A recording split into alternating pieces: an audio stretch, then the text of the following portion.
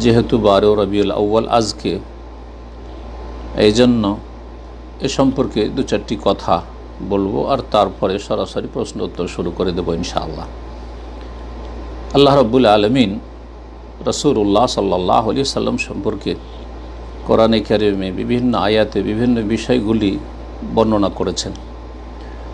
তার একটি আয়াত সূরা তাওবার মহান আল্লাহ ইরশাদ করেছেন, লাকাদ জাআকুম রাসূলুম মিন আনফুসিকুম,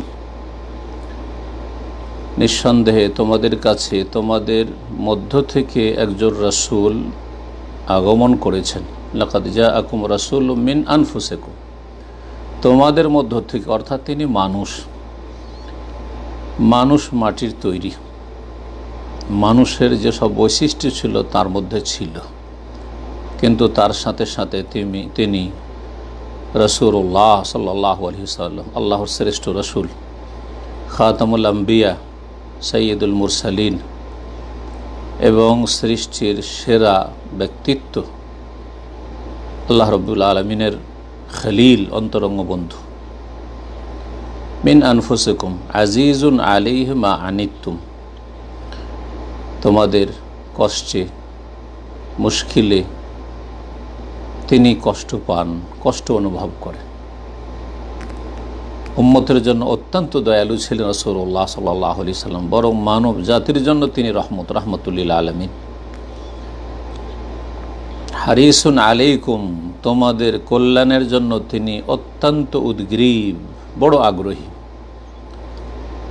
সার্বিক কল্যাণ চেয়েছেন রাসূলুল্লাহ সাল্লাল্লাহু আলাইহি ওয়াসাল্লাম মানব জাতির।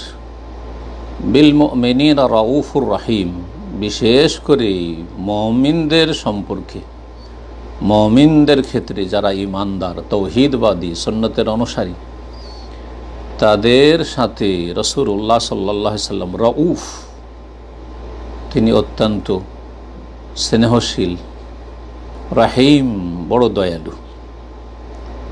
রাসূলুল্লাহ সাল্লাল্লাহু আলাইহি ওয়াসাল্লামকে আল্লাহ এইসব গুণে ভূষিত করেছেন। রাসূলুল্লাহ সাল্লাল্লাহু আলাইহি ওয়াসাল্লামের ইন্তেকাল 12 রবিউল আউয়ালে, নিঃসন্দেহে এতে কোনো ইখতিলাফ নেই সাহাবায়ে কেরামদের মাঝে, যাদের সামনে রাসূলুল্লাহ সাল্লাল্লাহু আলাইহি ওয়াসাল্লাম ইন্তেকাল করেছেন। এবং এটিও আমাদের আকীদা এবং প্রত্যেক মুসলিমের কোরআনী আকীদা হওয়া ফরজ যে রাসূলুল্লাহ সাল্লাল্লাহু আলাইহি ওয়াসাল্লাম ইন্তেকাল করেছেন, মৃত্যুবরণ করেছেন, মারা গেছেন। মওতের কথাটি কোরআনে কারীমের একাধিক আয়াতে আল্লাহ বর্ণনা করেছেন রাসূলুল্লাহ সম্পর্কে। ইন্নাকা মাইয়াতুন, হে নবী নিঃসন্দেহে তুমি মাইয়াত, মৃত, মরণশীল। ওয়া ইন্নাহুম মাইয়াতুন, তারাও মরণশীল। সবাই মারা যাবে। যে এসেছে আল্লাহর সৃষ্টি ছাড়া সব কিছুই পৃথিবী থেকে যেমন একসময় ছিল না, আবার শেষ হয়ে যাবে। সুম্মা ইন্নাকুম ইয়াওমাল কিয়ামাতি ইনদা রাব্বিকুম তাখতাসিমুন আফাইম মিত্তা ফাহুমুল খালিদুন, হে নবী তুমি যদি মারা যাও, তারা কি চিরকাল থাকতে এসছে তোমার শত্রুরা?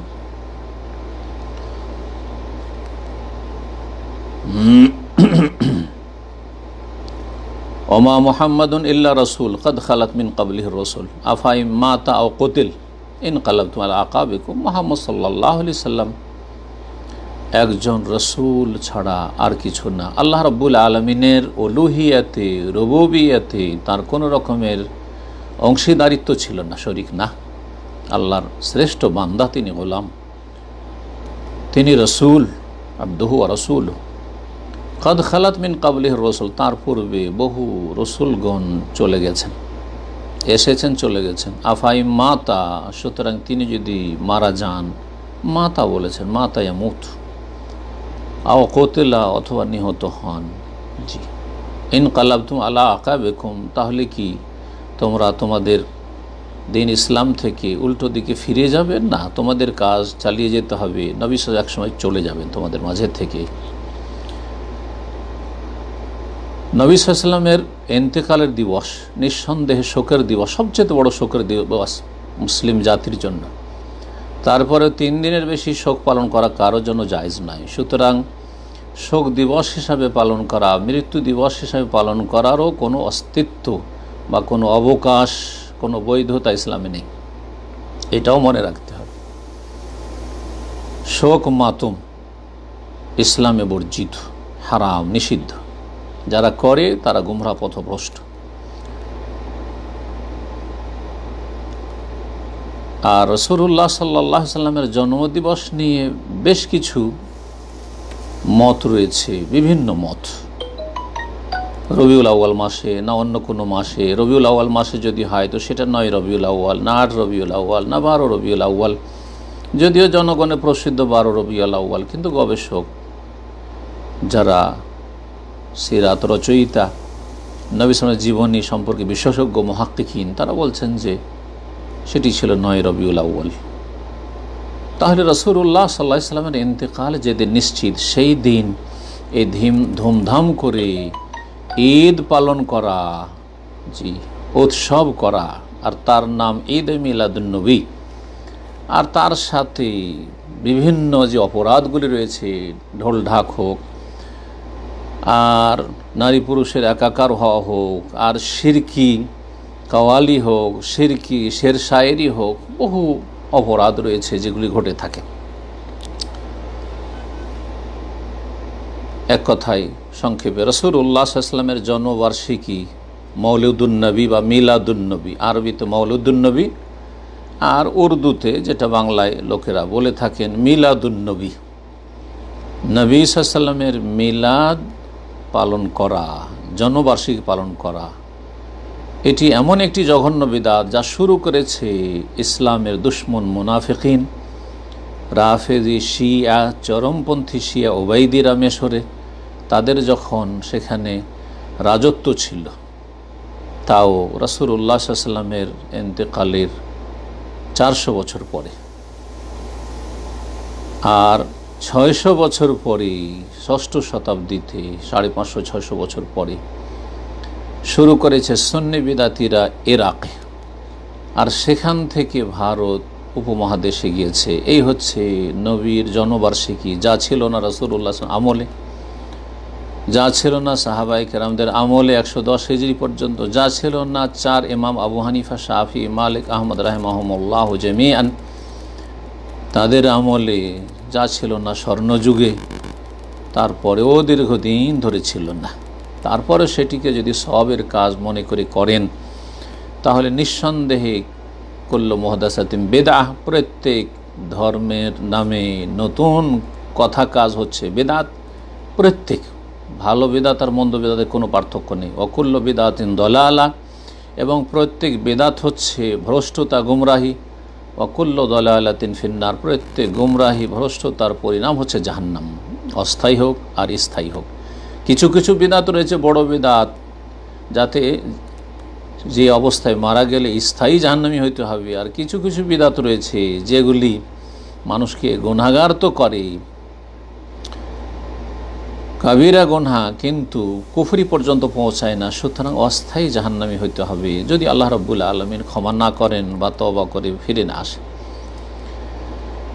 সুতরাং মনে রাখবেন যে নবীর জন্মবার্ষিকী পালন করার কোনো স্থান নাই শরীয়তে। যারা করছে তারা হয় অবুঝ, বুঝে না, অজ্ঞ, জানে না, যেমন জনগণ এক শ্রেণীর, আর আরেক শ্রেণীর লোক হচ্ছে ধর্ম ব্যবসায়ী, যারা বেদাতি সমাজের, ধর্মগুরু আলেম সমাজ, দোয়াতুন আলা আবওয়াবে জাহান্নাম, জাহান্নামের দরজার দিকে আহ্বানকারী, তাদের অনিষ্ট থেকে উম্মতে মুসলিমাকে আল্লাহ যেন রক্ষা করেন।